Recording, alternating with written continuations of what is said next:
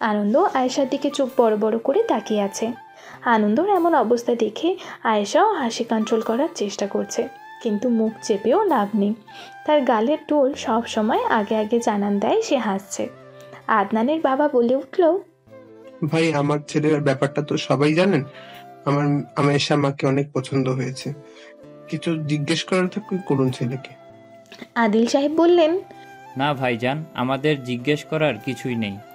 এবার আনন্দের মা বললেন, ভাই, আমরা কিন্তু আংটি নিয়ে এসেছি, আজই পরিয়ে যেতে চাই। তাহলে আপনাদের কোনো আপত্তি আছে? আংটি পরানোর কথা শুনে আয়েশার বুকটা ধক করে উঠল। তখনই আয়েশার বাবা বললেন, আপনারা যেটা ভালো মনে করেন আপা। রোকেয়া বেগম বললেন আয়েশাকে, যাও মা, একটা শাড়ি পরে এসো। বড় আয়োজন তো হলো না, শাড়ি পরাই হোক না হলে। তার আগে ছেলে মেয়েকে আলাদা করে কথা বলতে দাও রোকেয়া। শেখ আবদুল্লাহ সাহেব বললেন। হ্যাঁ, তাই হোক। আদনান আয়েশা ছাদে চলে গেল। দুইজন ছাদের রেলিং ধরে দুই পাশে দাঁড়িয়ে।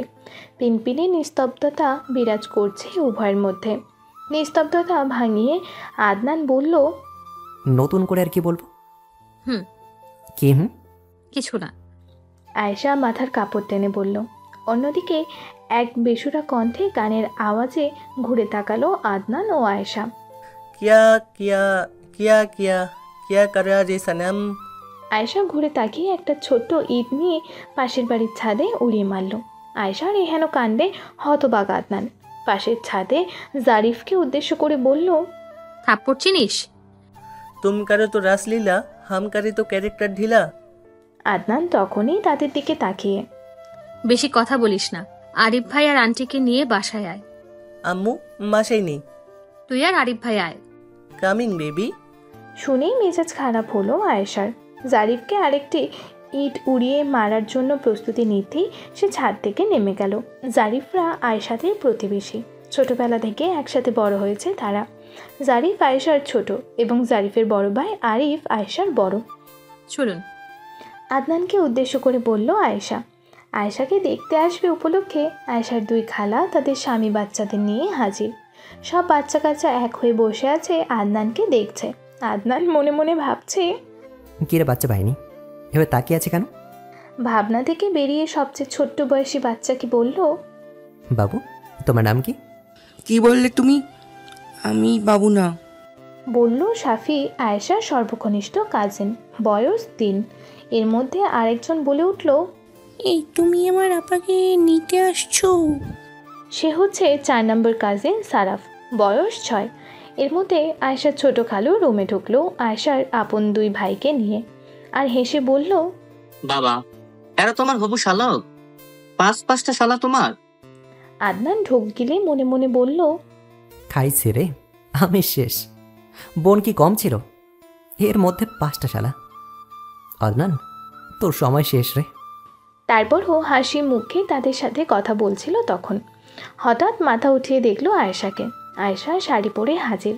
অনেকক্ষণ পর আয়েশার দিকে ঠিকমতো তাকালো সে। কি মোহনীয় লাগছে তাকে। সাথে সাথে মাথা নিচু করে ফেললো আদনান। এদিকে বেহায়া হওয়া যাবেই না। অন্যদিকে আরিফ জারিফ এসে হাজির। এই সেই মহেন্দ্র খন যার জন্য তারা অপেক্ষা করছিল। আয়েশার 18 বছর বয়স থেকে বিয়ে কর বলে মাথা ঘাটছিল তারা। আয়েশা নিয়ে হচ্ছিল না বলে তারা শুকিয়ে কাঠ হয়ে গেছিল। আজ 5 বছর পর তাদের ইচ্ছে পূরণ হতে চলেছে। জারিফ বলল, মোস্ট ওয়েটিং আফা। আয়েশাকে বেগুনি রঙের একটি শাড়ি পরিয়ে আদনানের পাশে বসানো হলো। আয়েশার মা তার একমাত্র মেয়ের জামাইয়ের জন্য আগেই আংটি বানিয়ে রেখেছেন। পাশে বসে আছে তারা উভয়ই। আদনান এদিক ওদিক তাকাচ্ছে। আয়েশা নিচু হয়ে তার অনামিকা আঙুলে আগে থেকে পড়ে থাকা আংটিটা ঘোরাচ্ছে। অন্যদিকে আনন্দর ঘোর এখনও কাটেনি। আকাশে মেঘ জমেছে। মার্চ মাসে এমন মেঘাচ্ছন্ন আকাশ মোটেও কামনীয় নয়। বাতাসে ঘরের পর্দা নড়ছে না যেন। আর কিছুক্ষণের মধ্যেই ভারী বর্ষণ হবে। বর্ষণ হবে প্রকৃতিতে, বর্ষণ হবে আদনান আয়েশার মনে। তাদের বসিয়ে রেখে মুরব্বীরা আলোচনা করছে। এখন আংটি পরিয়ে সামনের সপ্তাহে কাবিন করে ফেলবে। পরে আয়েশার গ্র্যাজুয়েশন কমপ্লিট হলে 1 বছর পর তুলে নেবে। এসব কোনো কথাই আয়েশার কানে ঢুকছে না।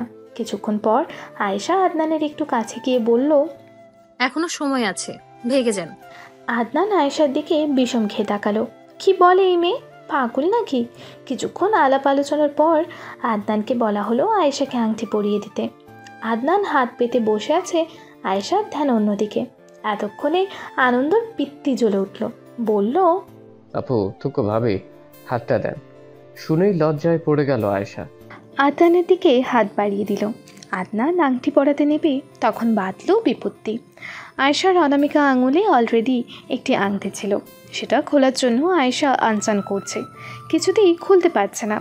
আদনান তার এই হাল দেখে চোখের পলক ঝাপটিয়ে একটি দীর্ঘশ্বাস ছাড়ল আর নিচু স্বরে বলল, আমি করে দিচ্ছি, দিন। আমি পারবো। খুব দ্রুত নিচু স্বরে বলল সেও। আপনার পারা এই জীবনে সম্ভব না। বলেই নিজে ধীরে সুস্থে আংটিটা খুলে দিল। এবার আংটি বদলের পালা। আদনানের হাতে হাত রেখে আয়েশার গায়ে কাটা দিয়ে উঠেছে। এই প্রথম অন্য কোনো পুরুষ খুব যত্নে তার হাত ধরে আছে। অন্যদিকে আনন্দ এখন পুরো দমে উৎফুল্ল, মোবাইল হাতে নিয়ে ছবি তুলছে সে, জারিফও তুলছে। আদনান আয়েশার হাতে আংটি পরানোর সাথে সাথে ঝুম বৃষ্টি নামলো ধরনের বুকে। হিমশীতল হাওয়া বইছে চারপাশে, বছরের প্রথম বৃষ্টির ঘ্রাণ বিচরণ করছে। হালকা বৃষ্টির ছিটে আয়েশা আদনানের গায়ে এসে পড়ছে, স্নিগ্ধ অনুভূতি। হৃদয়ের বিশাল ঝড়, আর সেই ঝড়ে আগুনে ঘি ঢালার কাজ করছে ধরনের বুকে এই আকস্মিক বৃষ্টি। আজ যেন সৃষ্টিকর্তা জানান দিচ্ছে সেও আজ খুশি। আদিল সাহেব বললেন, এই সময় তো বৃষ্টি হওয়ার কথা না। আরিফ বলল, কাকা আল্লাহর রহমত বর্ষণ হচ্ছে, খুশি হন। আয়েশা আদনানের দিকে না তাকিয়ে তাকে আংটি পরিয়ে দিয়েছে। শেখ আবদুল্লাহ সাহেব বললেন, আলহামদুলিল্লাহ। সবাই খুশি আর শুভেচ্ছা বিনিময় করলো, মিষ্টি খাওয়ালো একে অপরকে, পাশাপাশি আদনান আয়েশাকেও। এবার আনন্দ বলল, ভাই ভাবি ক্লোজ হন, ছবি তুলবো। আদনান আয়েশার আরও একটু কাছাকাছি গিয়ে বসলো। আয়েশা অস্বস্তিতে কুঁচকে আছে। যে আয়েশা সবসময় মাথা উঁচু করে চলে, আজ তার মাথা নত। এটি লজ্জা নয়, এক অজানা অনুভূতি।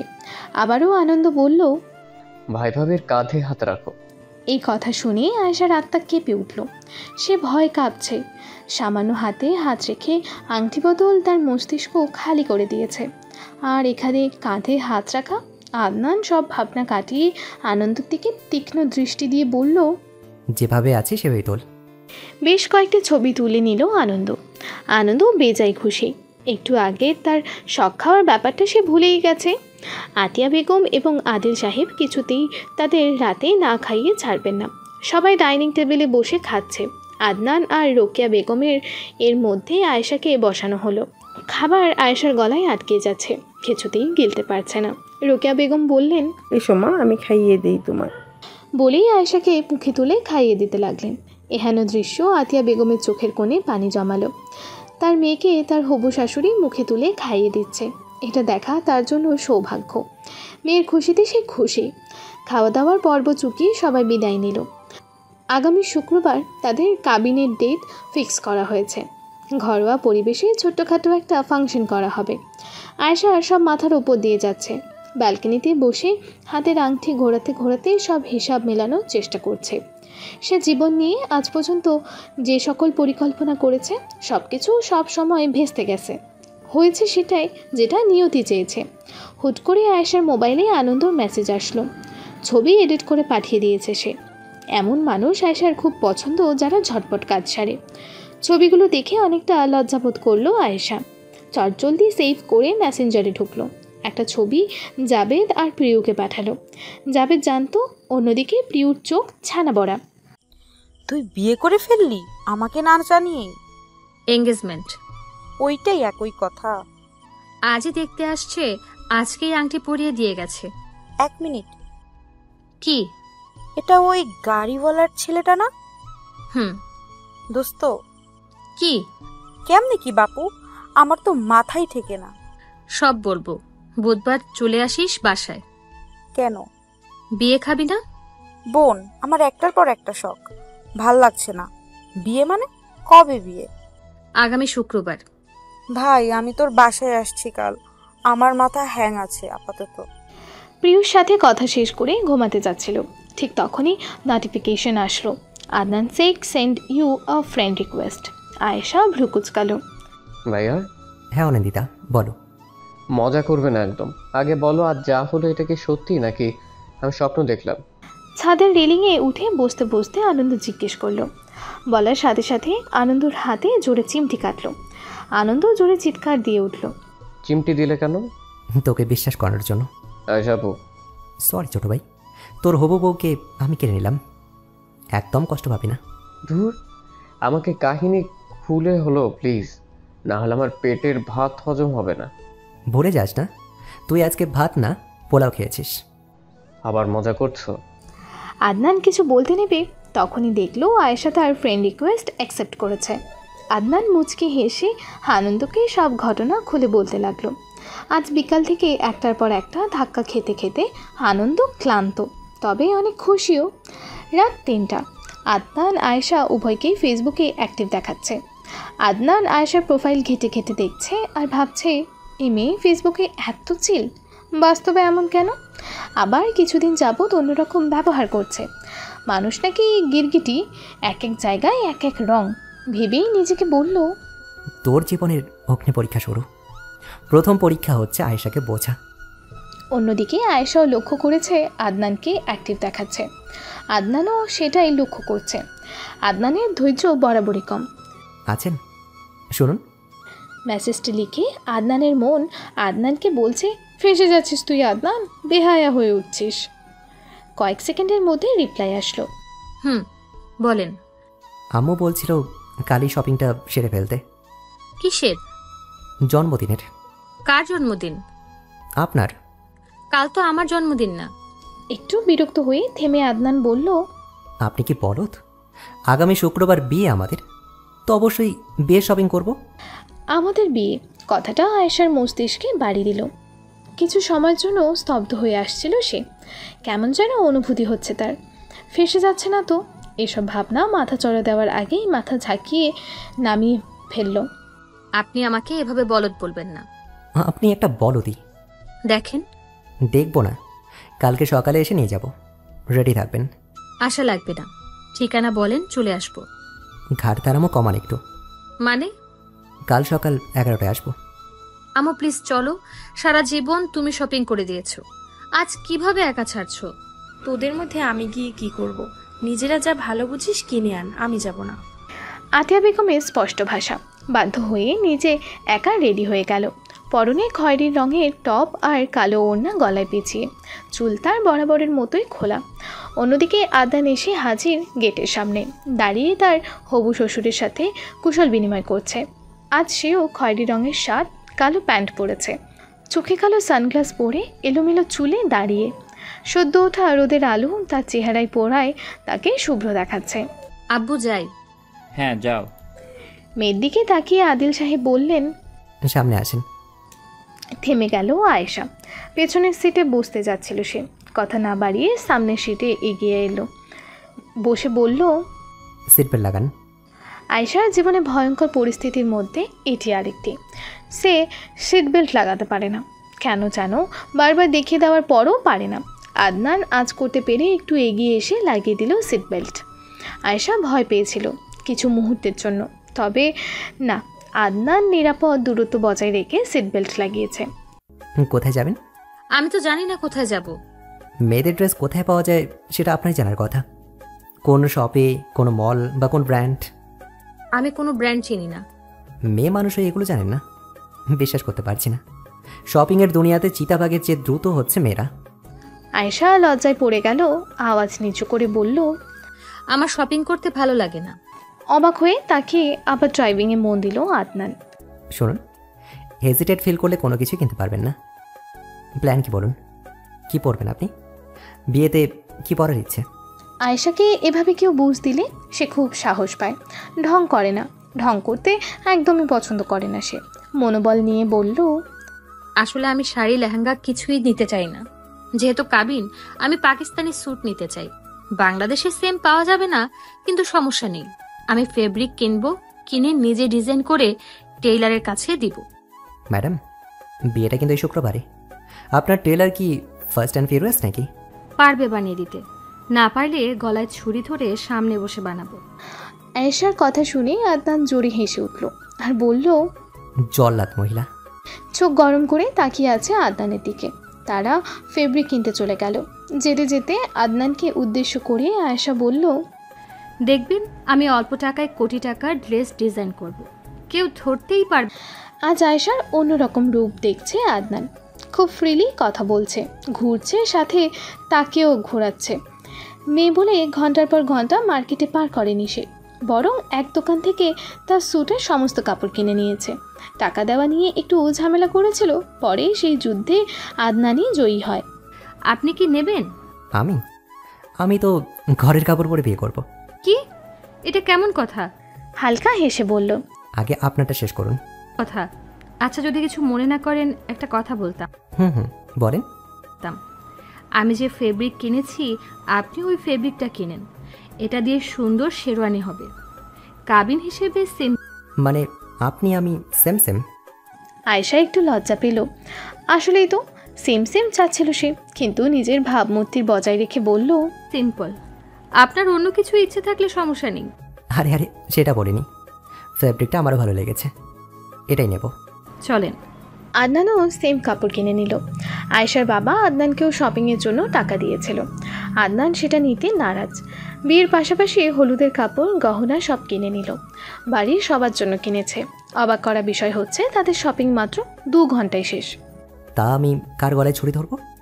কাপড় তো কিনলাম, আমারটাকে বানিয়ে দেবে।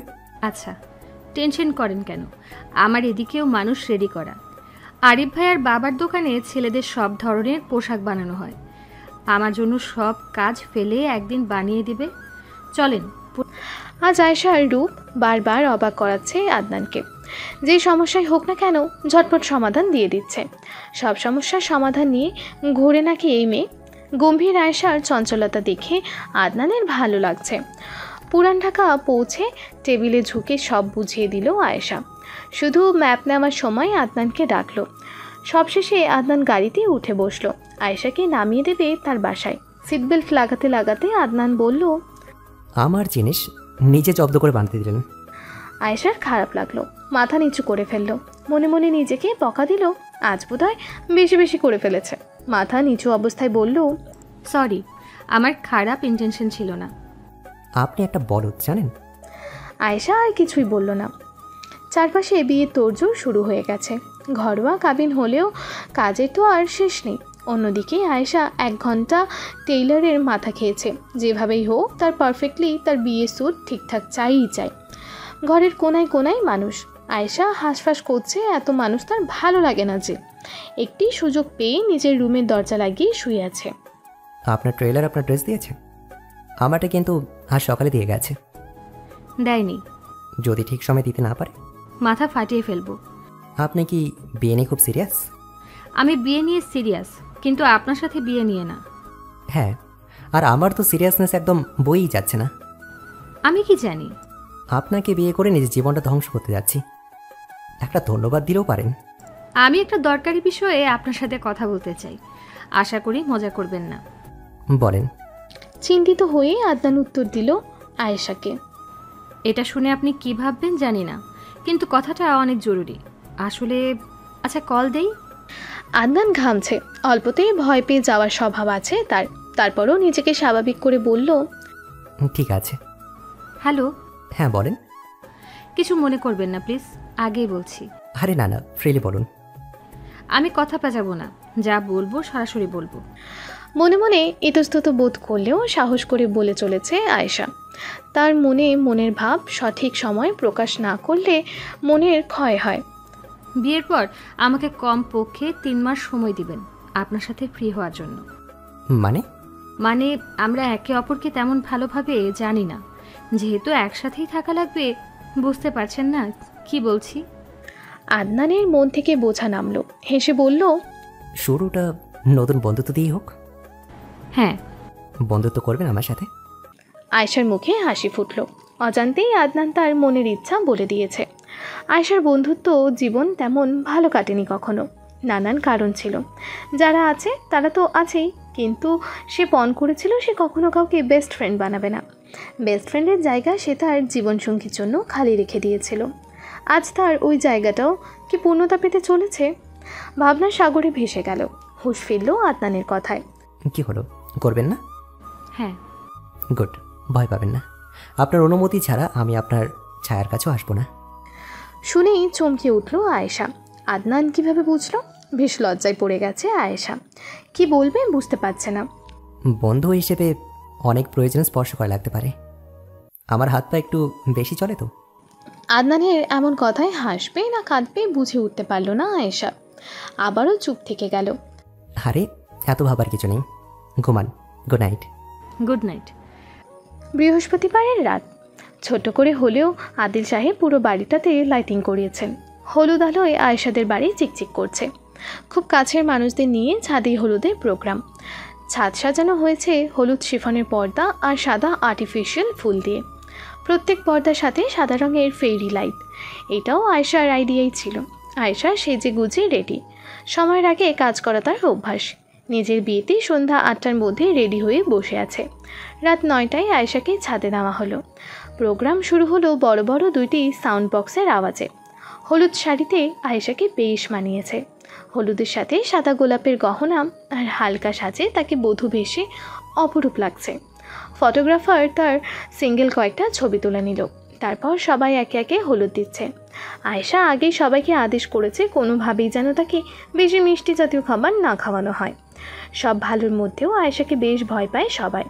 তার মুখ থেকে বের হওয়া কথা কোনো পাথরের ওপর ঘা, ফেলে দেওয়া অসম্ভব, তাই সবাই তার কথাই মানছে। 10টায় হাজির হলো ছেলেপক্ষ দালানি। আয়েশা আর চোখে তাদের আসার দিকে তাকালো, আবার চোখ ঘুরিয়ে নিল। আয়েশার সিক্স সেন্স অনেক ভালো। সে জানে আদনান এসেছে, তাই ইচ্ছে করেই অন্যদিকে চোখ ফিরিয়ে নিয়েছে। আদনান সাদা পাঞ্জাবি গায়ে সবার শেষে ঢুকলো। হাতে ঘড়ি, চুল এলোমেলো, তাকে সবভাবেই ভালো দেখায়। আদনানকে দেখে হই হুল্লোড় শুরু হয়ে গেল। বউয়ের হলুদে জামাই আসা ব্যাপারটা সবার কাছেই এক্সাইটিং। অন্যদিকে ঘাড় ঘুরিয়ে রেখে আয়েশার ঘাড় ব্যথা শুরু হয়ে গেছে। তার হলুদ অবশ্য গতকাল সন্ধ্যায় ঘরেই হয়েছে। কিছুক্ষণ পর আদনানকে আয়েশার পাশে বসানো হলো। আরিফ বলল, ভাই আপনি ওকে একটু হলুদ লাগিয়ে দেন। আদনান ইতস্তত বোধ করছে, আর আয়েশা মাথা আরিফকে চোখে দেখাচ্ছে। আরিফ আয়েশার বড় হলেও ভালোই দৌড়ের ওপর রাখে আরিফকে আয়েশা। অনেক জোড়াজোড়িতে আদনান হলুদ নিল হাতে। হাতে নিয়ে ভাবছে কি করবে, গালে দেবে নাকি হাতে নাকি কপালে। কই দেব? আপনার মাথায় দেন। আমি দিয়েছি কালকে। হাতে একটু করে দেবেন, বেশি না। হাত এগিয়ে দিয়ে বলল আয়েশা। ঘাড় তারা। তখনই আরেক দফা ফটোগ্রাফার এসে হাজির। বলে, আপু ভাইয়া আছে একজন, আপনাদের কাপল ছবি তুলে আসেন। কাপল শব্দটা আয়েশার কানে ভেদ করে মস্তিষ্কে ছেদ করলো। আসলেই তো, তারা এখন আলাদা আলাদা ব্যক্তিত্ব ছাড়াও একটি কাপল। আবারও ফটোগ্রাফারের আওয়াজে ধ্যান ভাঙল। বাকিরা সবাই আয়েশার প্রতিক্রিয়া দেখতে তাকিয়ে আছে তার দিকে। বাবার দিকে তাকালো আয়েশা। ভাবলো, একজন ঘাড় তেরামি করলে বাবা ভাবতে পারি আমি খুশি না। উঠে গেল সে। নিচে বাগানে নেওয়া হলো তাদের ফটো। ফটোগ্রাফার একটার পর একটা ছবি তুলেই যাচ্ছে। এবার ক্লোজ ফটোর পালা। ভাইয়া আপু ক্লোজ হন, একটু হাতে হাত রাখেন, একজন আর একজনের দিকে তাকান। ফটোগ্রাফার অনবরত বলেই যাচ্ছে। আয়েশা বলল, হয়েছে ভাইয়া ছবি তোলা, আর লাগবে না।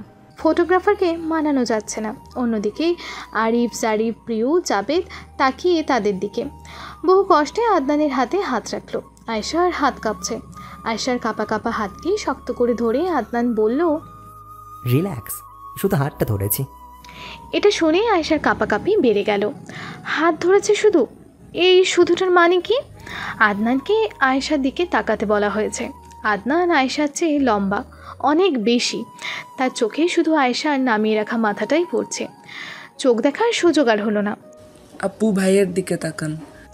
অনেক সময় নিয়ে আয়েশা একবার তাকালো, পর মুহূর্তেই নামিয়ে ফেললো। ফটোগ্রাফারের অনেক বলার পরও কাজ হলো না। সে কিছুতেই আদনানের চোখের দিকে তাকাবে না। হুট করে আদনান বলে উঠল, এমন ভূতের মতন সাজছেন কেন? এটি শুনে আয়েশা বিস্ফোরিত নয়নে আদনানের দিকে তাকালো। সাথে সাথে আদনান ফটোগ্রাফারকে ইশারা করলো ছবি তুলতে। ফটোগ্রাফারও সাথে সাথে কয়েকটা ছবি তুলে নিল। ছবি তোলা শেষে এবার তারা ছাদে ফিরে যাচ্ছে। ভূতের মতন সেজেছি মানে? আদনান পেছন ঘুরে তাকালো। স্মিত হেসে বলল, ভুল তো কিছু বলিনি। এত মেকআপ দেয় মেয়েরা, উফ। আমি তেমন কোনো মেকআপই দেইনি। আদনান কিছুক্ষণ চুপচাপ দাঁড়িয়ে আয়েশার দিকে বড় বড় পায়ে এগোলো, কিছু না বলেই এগাচ্ছে। আস্তে আস্তে একদম বরাবর এসে দাঁড়িয়েছে। আয়েশা কিছুটা ভয় পেয়ে গেল, কি বলবে কি করবে বুঝে উঠতে না পেরে ঠোঁটে দাঁত চেপে এদিক ওদিক তাকাচ্ছে, আর কপাল কিঞ্চিত কুচকানো। নিশ্চুপ দাঁড়িয়ে থেকে আয়েশাকে পর্যবেক্ষণ করছে আদনান। কাঁচা হলুদ শাড়ি, মাথায় লাল ওড়না, হাতে গাঢ় খয়েরি রঙের মেহেদি আর সাদা ফুলে মুড়িয়ে রাখা হয়েছে তাকে। মুখে মেকআপের পরিমাণ কম, ঠোঁট চেপে এদিক ওদিক তাকিয়ে যাচ্ছে। ঠোঁট চেপে রাখা তার গালে টোল দৃশ্যমান। এদিকে সুন্দর বলে, মোহনীয় বলে। কয়েক মিনিট পর আদনান এবার ঘাড় বাঁকিয়ে আয়েশাকে উদ্দেশ্য করে বলল, ভয় পাচ্ছেন? কই না তো। আয়েশার চটজলদি উত্তর, কি? বেশি মেকআপ করেনি, ভুল দেখেছি। অন্ধ? বলেই উল্টো হাঁটতে লাগলো। অনেকক্ষণ যাবৎ আয়েশাকে ভালো করে দেখার চেষ্টাই ছিল। দেখতে চেয়েছিল তার বউ হওয়ার প্রথম ধাপে হলুদের সাজে তাকে কেমন দেখাচ্ছিল। এত মানুষ ছিল আশেপাশে যে একটাবারের জন্য আয়েশার দিকে তাকানো দায় হয়ে পড়েছিল। এখন দেখেছে, খুব ভালো করেই দেখেছে। তার চোখের কাজল, গালের টোল আর নেশা ধারানো বিশাল চক্ষু যুগল। কথার ছলে সে নিজের চক্ষু শীতল করেছে। যেতে যেতে গান ধরল। গানটি সে আয়েশার জন্যই গাইছে আর মিটিমিটি হাসছে। মনের ভেতর অন্যরকম ভালো লাগা, বাতাসে মাথাল গন্ধ। গান গাইতে গাইতে হুট করে কোনায় দাঁড়িয়ে থাকা একজনের সাথে ধাক্কা খেলো আদনান। চুপচাপ দাঁড়িয়ে আদনানের গাওয়া লাইনগুলো খুব মনোযোগ দিয়ে শুনছিল। লোকটিকে অনেক আগেই দেখেছে বাগানে, কিন্তু ছাদে একবারের জন্য দেখেনি। আদনান গায়ে মাখেনি, মুচকি হেসে বলল, সরি ভাই। ততক্ষণে আয়েশা চলে এসেছে তার পেছনে। বলেই পরপর তারা দুজনে ওপরে চলে গেল। সব শরীর ক্ষমা হয় না। হলুদের অনুষ্ঠান শেষ। খাবার শেষে অনেকে বাসায় চলে গেছে, অনেকে ফ্রেশ হয়ে লেট নাইট পার্টির জন্য নিজেকে প্রস্তুত করছে, বিশেষ করে ছেলেরা। এর মধ্যে আদনান, আনন্দ আর আদনানের দুজন বন্ধুও আছে। আরিফ, জারিফ, আয়াজ, জাবেদ সহ আদনানরা বাগানের কোনায় চেয়ার পেতে বসে আছে। হুট করে আরিফ বলল, হবে নাকি? আনন্দ মুচকি হেসে বলে উঠল, কি হবে ভাইয়া? জাবেদ বলল, কে জানবি আর কাকা জানে এসব? আপনি মিয়া ফিডার খান। যেমন কথা তেমন কাজ। সবাই বিয়ার নিয়ে খাওয়া শুরু করলো। আদনানের বন্ধু বলে উঠল, তোমার তো বিয়া, তুমিও খাবা নাকি? আদনান কাচুমাচু হয়ে বসে। মন তো তারও উসখুস করছে, কিন্তু শ্বশুরবাড়ি বলে কথা, কি করবে ভাবছে। আয়াজ একটি ক্যান এগিয়ে দিয়ে বলল, আরে শালাপ, আই মিন শাহরুখ, তুমি দেখি অনেক অ্যাডভান্স। দোলাভাইকে সাহায্য। খাওয়া শেষে উচ্চস্বরে গান বাজছে আর লাফালাফি করে নাচছে এক একজন। আদনানকে টানলো আরিফ, বলল, হেইয়া আপনার বিয়া নাচেন, এমনিও আমার বোন আপনার সারা জীবন নাচাবে। আদনান তার বয়সের তুলনায় অনেক সময় বাচ্চাসুলভ আচরণ করে। লাফালাফি, নাচানাচি, মজা করায় এক্সপার্ট সে। অনেক জোরাজোরিতে সেও গেল, আশপাশ দেখে নিল কেউ নেই তো। তারপর কে থামায় তাদের? ডিজে লাইটের আলোতে সব মাতালদের মাতলামি দেখা যাচ্ছে। আদনানরা বাড়ি ফিরল রাত 2টায়। এসেই আনন্দ শুয়ে ঘুমিয়ে পড়েছে। আদনান মোবাইল নিয়ে বারান্দায় চলে গেল। সোফায় বসে ফেসবুক ওপেন করে দেখলো আয়েশা তাকে একটি ভিডিও দিয়েছে। ভিডিও ওপেন করতেই আদনানের চোখ ছানা বড়া, সাথে একটা মেসেজ, আবার আমাকে উল্টাপাল্টা কথা বলবেন, নগদে ভাইরাল করে দিব ভিডিও। এমন থ্রেট। আদনান ভয় পাওয়া চেহারা হঠাৎ পাল্টে হাসা শুরু করলো। রিপ্লাই করলো, করুন ভাইরাল। ভয় করে না আপনার? ভয়ের কথা রাখেন, লজ্জা করে না নিজের বিয়েতে নিজে নাচতে? নাচা কি কোনো ক্রাইম? অবশ্যই না, কিন্তু এমন বেহায়ার মতো নাচা ক্রাইম। ভাইরাল করে দেবেন? দরকার পড়লে করব। আপনারই সম্মান যাবে। কিভাবে? এখন থেকে আমার সঙ্গে আপনার সম্মান জড়িত। আদনানের এমন বাক্যে আয়েশার মস্তিষ্ক শীতল করে দিল। বিয়ে হলো সামাজিক বন্ধন, তার পাশাপাশি রক্তের সম্পর্কের বাহিরে যদি কোনো সম্পর্ক এই পৃথিবীতে মূল্যবান হয়ে থাকে, সেটি হচ্ছে স্বামী স্ত্রীর সম্পর্ক, আত্মার সম্পর্ক। দুজন অচেনা মানুষ হুট করে মিলিত হয়ে নিজের সারা জীবন একে অপরের সাথে পার করে দেয়। আয়েশা কখনো এই সম্পর্কের বিরুদ্ধে ছিল না। সে সবসময় বলতো সবার জীবনে একটা পার্টনারের দরকার আছে।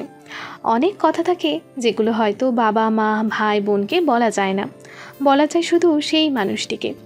সারাদিনের ক্লান্তি শেষ করে পরিবারের সাথে সময় কাটিয়ে রাতে নিজের সারা দিনের গল্প যদি কারোর সাথে করা যায়, সুখ দুঃখগুলো ভাগ করে নেওয়া যায়, এতে ক্ষতি কিসের?